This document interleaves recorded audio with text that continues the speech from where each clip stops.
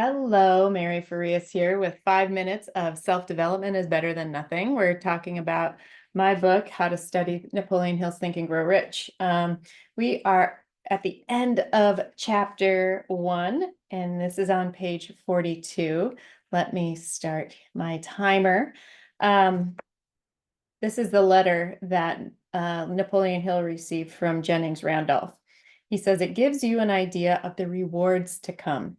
My dear Napoleon, my service as a member of Congress, having given me insight into the problems of men and women, I am writing to offer a suggestion which may become helpful to thousands of worthy people. With apologies, I must state that the suggestion, if acted upon, will mean several years of labor and responsibility for you, but I am enheartened to make the suggestion because I know your great love for rendering useful service. In 1922, you delivered the commencement address at Salem College when I was a member of the graduating class. In that address, you planted in my mind an idea which has been responsible for the opportunity I now have to serve the people of my state, and will be responsible in a very large measure for whatever success I may have in the future. The suggestion I have in mind is that you put into a book the sum and substance of the address you delivered at Salem College, and in that way give the people of America an opportunity to profit by your many, many years of experience and association with the men who, by their greatness, have made America the richest nation on earth. I recall, as though it were yesterday, the marvelous description you gave of the method by which Henry Ford, with but little schooling, without a dollar, with no influential friends, rose to great heights. I made up my mind then, even before you had finished your speech, that I would make a place for myself, no matter how many difficulties I had to surmount. Thousands of young people will finish their schooling this year, and within the next few years, every one of them will be seeking just such a message of practical encouragement as the one I received from you. They will want to know where to turn, what to do to get started in life. You can tell them because you have helped to solve the problems of so many people.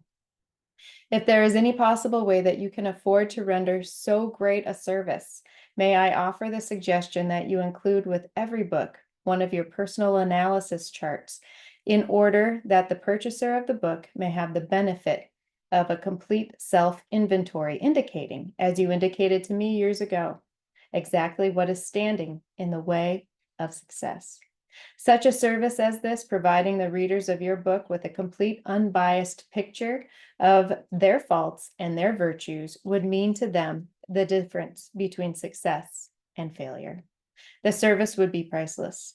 Millions of people are now facing the problems of staging a comeback because of the Depression, and I speak from personal experience when I say I know these earnest people would welcome the opportunity to tell you their problems and to receive your suggestions to the solution.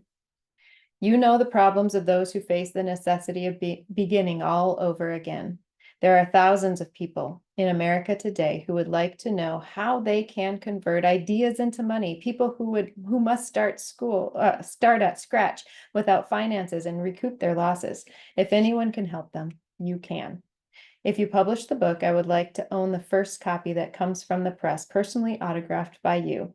With best wishes, believe me, cordially yours, Jennings Randolph. Now, I know that was a little bit longer than one page, but this was an extremely important inclusion that Napoleon Hill provided for us, because he wraps this up very well in the sense that he had this speech that Napoleon Hill gave at the commencement spurred an idea in Jennings Randolph. And that idea spurred a decision that Jennings Randolph made about himself and about his life. And he pursued it. He acted on that decision. And so it's really important that we begin to think, we begin to decide, and we begin to act in concert with the decisions that we make. This personal analysis chart that he's talking about is really wonderful. It's within this book, Think and Grow Rich. And you can see where you are currently.